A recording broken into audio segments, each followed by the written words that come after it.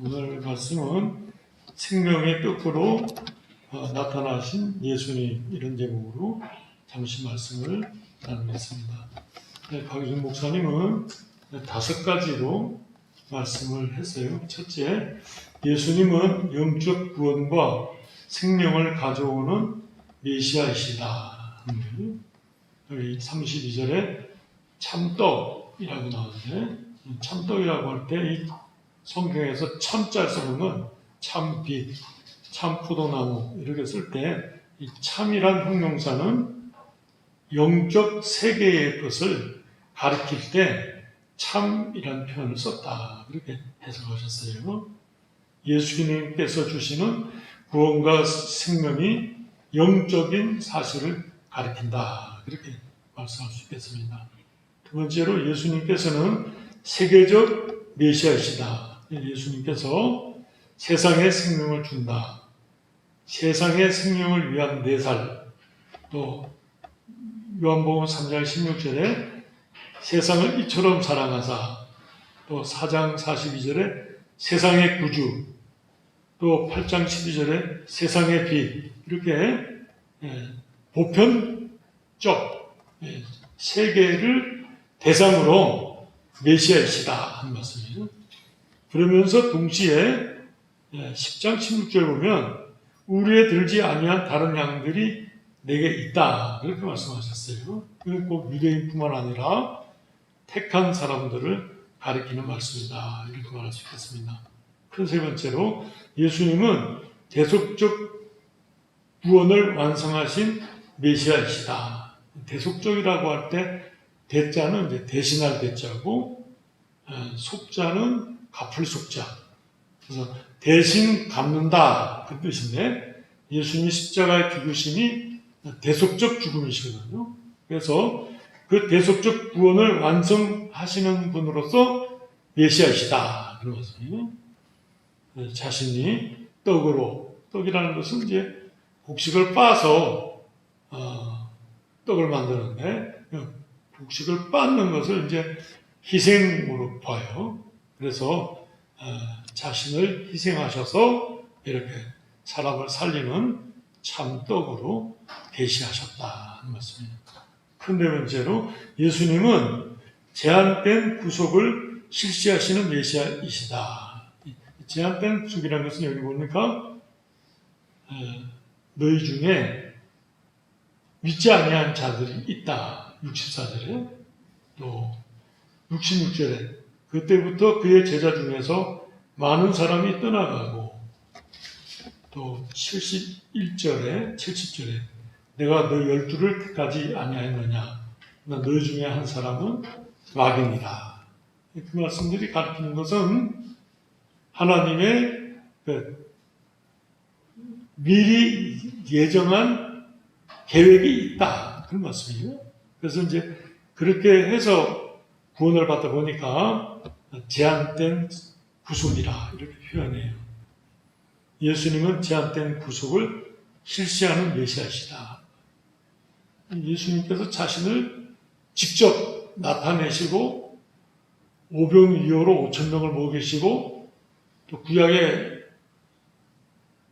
약속하신 말씀을 가지고 친히 증거하시고, 오늘날의 장 목사나 여러 훌륭한 목사님들의 증거보다도 하나님께서 직접 설교하시는데 안 믿는 녀석들이 있었단 말이에요. 그걸 어떻게 설명할 수가 있나요? 장 목사가 설교를 했는데 누가 안 믿었다고 그러면 그럴 수도 있다고 보겠지만, 예수님이 직접 증거하셨는데 그 중에 안 믿는 사람이 생겼단 말이에요.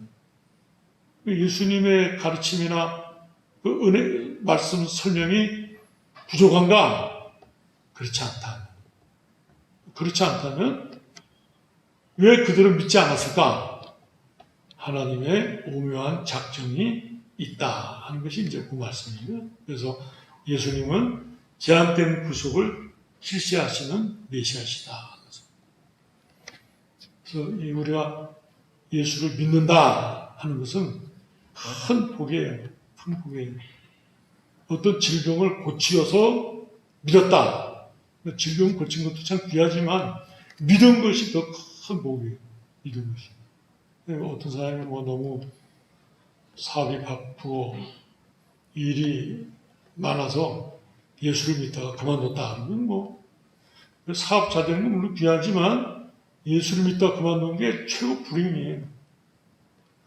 옳지 않은 가장 존귀한 것을 지켜야 되는데 많은 사람들이 눈에 보이는 것만 보지 영적인 것을 이제 깨닫지 못하는 거거든요. 구원받는 예수님을 믿고 하나님의 백성 된 것이 최고의 축복이다. 그렇게 말할 수 있겠습니다. 다섯 번째는 예수님은 궁극적 구원을 주는 메시아이시다. 궁극적이라고 할 때 궁자는 끝궁자, 극자는 이제 달극자인데 맨 마지막까지 구원을 완성하신다.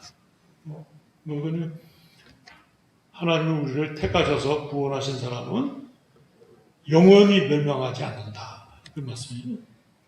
영원히 버리지 아니하시고 구원하신다. 그게 다섯 가지. 예수님은 영적 구원과 생명을 가져오는 메시아시다. 예수님께서는 세계적 메시아시다.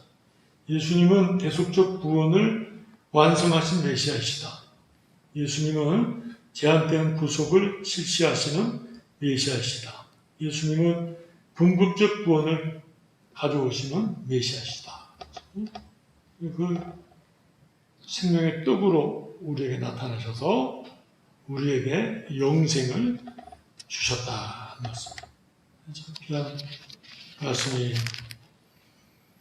여기 영생하리라 하는 말씀이 이제 거듭 나오는데 이 부분이 이제 중요하다 하는 말씀이에요. 자꾸 반복해서 나오는 것은 중요하다. 51절 위에 거듭 그게 반복해서 나와요. 그래서 비범하게 중요한 까닭에 이렇게 반복해서 썼다. 이렇게 썼어요.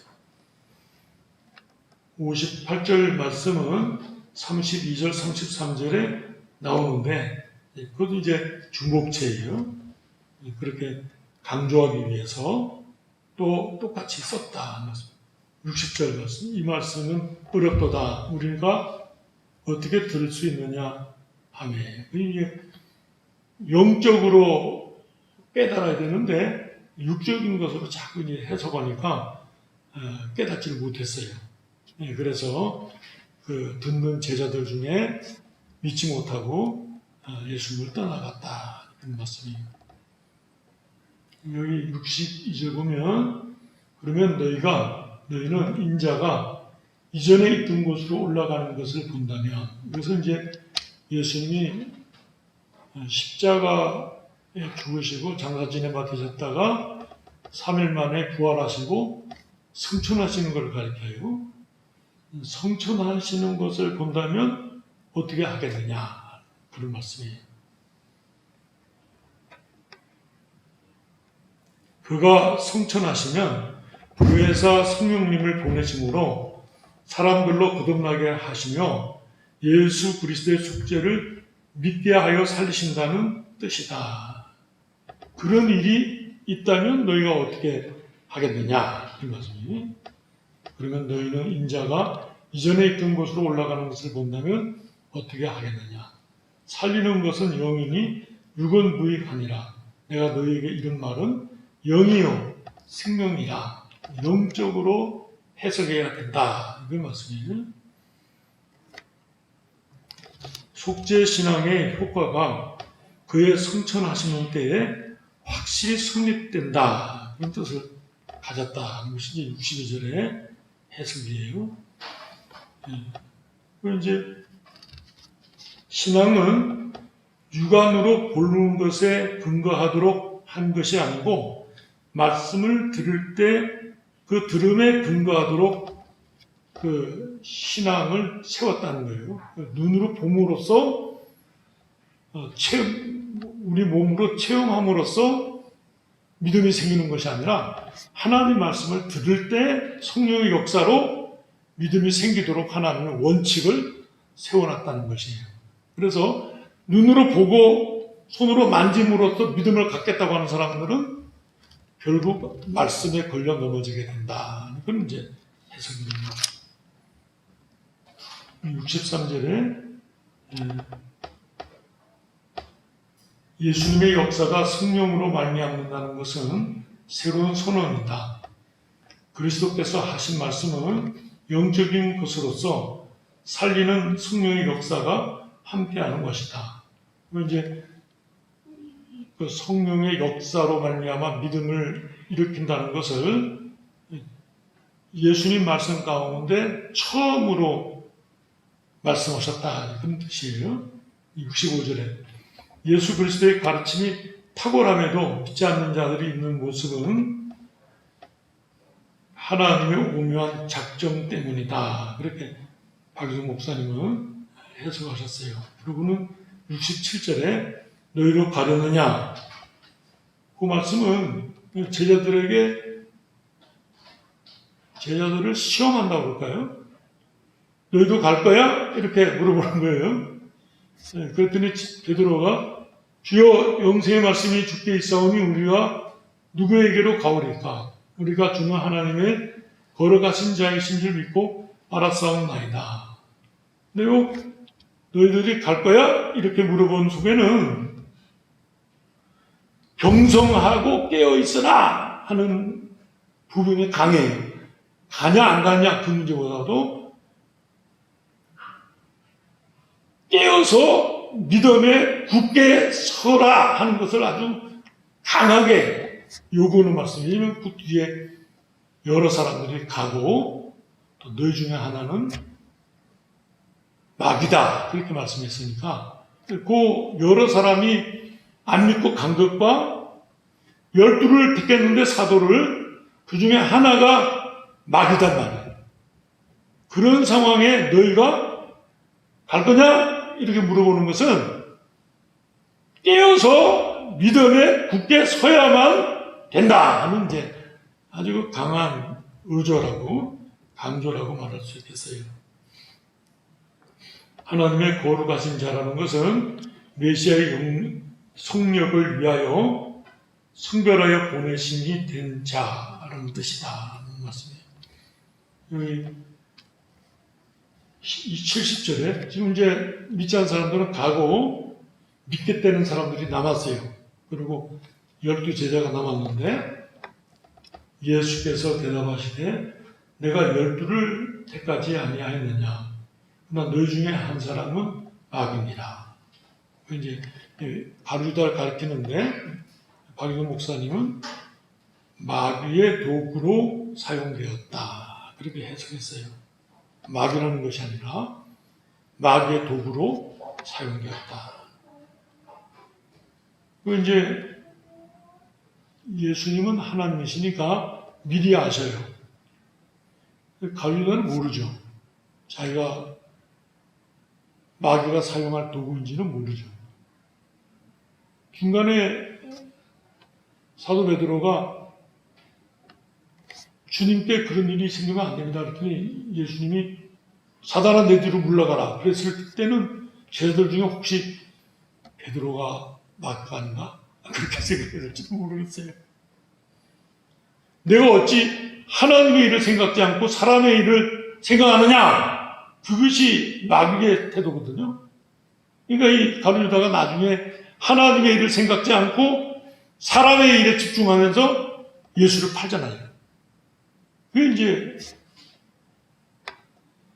신앙에 선다는 것이 얼마나 귀하며 또 중요한 것인지를 알게 하는 것이다. 하나님의 말씀을 믿을 뿐만 아니라 거기에 견고히 서라 하는 다른 사도 바울의 고린도서에 보면 선줄로 생각하지 마라. 내가 구원을 얻었다. 믿는 건 참 귀하지만 얻었다 그러고는 공부를 안 한다든지 깨어있지 않다든지 죄를 짓는다든지 그러면 멸망하는 자가 되니까 섰다고 생각하지 마라. 섰다고 생각하면 넘어진다. 그렇게 말씀하시는 거예요. 그러니까 깨어있는 늘 사도 바울의 두렵고 떨림으로 너희 구원을 이루라. 그런 말씀도 같은 맥락이라고 말할 수 있겠어요. 난 뭐 목사니까 구원을 받았다. 천만에 그렇지 않을 수 있다. 그런 말씀입니다. 그렇다고 해서 믿음을 가짐에 있어서 불안하라는 것이 아니라 하나님의 은혜와 하나님의 말씀에 깨어서 붙잡는다. 귀하다. 이건 아주 다른 얘기지만 목사님들이 이제 보통 70세가 되면 은퇴하잖아요. 은퇴한다는 것은 설교권이 없어요. 출석은 해도 목사님 설교는 들어도 본인이 설교할 수 있는 고정적 설교권이 없어요. 그렇게 되면 딱 이렇게 둘로 나뉘어지는데 매일 성경을 보고 그 말씀을 묵상하며 은혜를 사모하는 목사님이 계신가 하면 성경하고 담 쌓는 사람이 생겨요. 근데 이 담 쌓는 사람은 얼마나 심각하냐면 본인이 예수를 믿는지 안 믿는지 모를 만큼 심각한 자리에 떨어지게 돼요. 성경을 안 보면 주님과 점점 멀어지게 됩니다. 목사님은 목사님 맞는데 목사답지가 않은 것이죠. 그렇게 될까봐 두려워하라. 우리가 하나님의 말씀에 붙잡혀야 되는데 하나님 말씀 가운데 서야지. 그래서 뭐 성경을 연구하다가 참 기쁘고 즐겁고 그래요. 그 말씀이 더 보고 싶어서 밤중에 깨서 또 성경을 또 보고 싶어 한다는 그런 열정과 은혜를 은퇴 뒤에도 주신다고요. 그 은혜를. 그런데 성경을 보지 않고 게을러지게 되면 점점 멀어지게 돼요. 아주 추하게 종말을 맞는다고요. 저건 아닌데 이렇게 깨달아야 된다고. 우리가 하나님 말씀을 보는 건 얼마나 중요한지 몰라요. 하나님 말씀을 보면서 사모하고 깨닫도록 막 애를 쓰고 알려고 그리고 그 깨달아진 것을 믿고 순종하고 증거하고 그 생활이 있을 때 비로소 하나님 앞에 믿음의 승리를 가져온다 이렇게 말할 수 있습니다. 예수님께서 그 사랑하는 제자 베드로가 하나님의 일을 생각지 않았을 때 사단아 내 뒤로 물러가라. 여러분 그게 쉬울 것 같습니까? 만약 우리 위에 어느 성도님들이 있는데 제가 사단을 물러가서 막 큰 시험에 들어서 신방을 10번 가도 마음에 섭섭함이 없어지지 않을 때예요. 예수님이 그 따르는 모든 걸 다 버리고 따르는 그 사도 베드로가 자신을 위해서 말할 때 아이고 그렇지 내 새끼지 그렇게 생각지 않으시고 사단아 내 뒤로 물러가라. 야 얼마나 그 단호하세요. 그런 그 하나님의 나라의 하나님의 뜻에 합당한 믿음이라는 것은 도무지 사람의 일이 낄 데가 없다. 그렇게 보는 것이거든요. 우리가 신앙이 정결하게 되는 거예요. 그렇게 하나님의 일에 집중할 때 그 신앙이 귀하고 능력 있고 담대하고 그것이 사람의 일이 끼기 시작하면 사단은 내 뒤로 가라 그 말을 못하게 되죠. 내 편이니까 용납하게 되고 믿음을 주장하지 못하게 돼요. 살았지만 죽었다. 병건을 말하지만 능력이 없다. 그렇게 말씀했거든요. 그러고는 더 심각하게 벙어리 개다. 개가 짖는 것이 사명인데 안 짖는다. 도둑놈을 봐도. 그 정도 되면 잡아먹어야죠. 그런 목사, 그런 신자가 될까봐 두려워하라. 그 말씀이에요. 너희도 가르느냐? 그 말씀. 그래서 우리가 하나님 말씀에 깊이 시간이 가고 나이를 먹을수록 하나님 말씀에 깊이 들어가서 참 그 말씀의 능력을 체험하는 그런 신자가 되자 이렇게 도전과 교훈을 받습니다. 같이 기도하시겠습니다. 사랑과 은혜가 충만하신 하나님 아버지, 예수님께서 이렇게 진실되게 믿는 성도들을 향하여 너희도 가르느냐 이렇게 말씀하시며 저들의 믿음을 다시 한번 경성시켜서 예수 그리스도에게 온전히 믿음으로 연합하며 또 성령으로 말미암아 구원하는 그 놀라운 역사를 직접 체험하며 그리하여 주님의 거룩한 백성으로서의 올바른 자세를 가지게 하려고 이렇게 여러 가지로 계시하시며 증거하시며 논증하시며 변증하시고 설명하신 것을 살펴보았습니다. 저희들도 세상 것이나 사람의 것에 매이지 않게 해주시고 오직 하나님 말씀에 매여서 정결하고 성결하고 하나님이 우리들을 말씀하실 때 꼭 내 마음에 든다고 말씀할 수 있는 그런 귀한 신앙의 소유자들이 되도록 축복하여 주시옵소서. 이렇게 출산하고 조리하는 가운데 있는 안희선 교우님에게 은총을 나눠 주시고 태어난 아이에게 복을 나려 주시옵소서. 예수님의 이름으로 기도드리옵나이다. 아멘.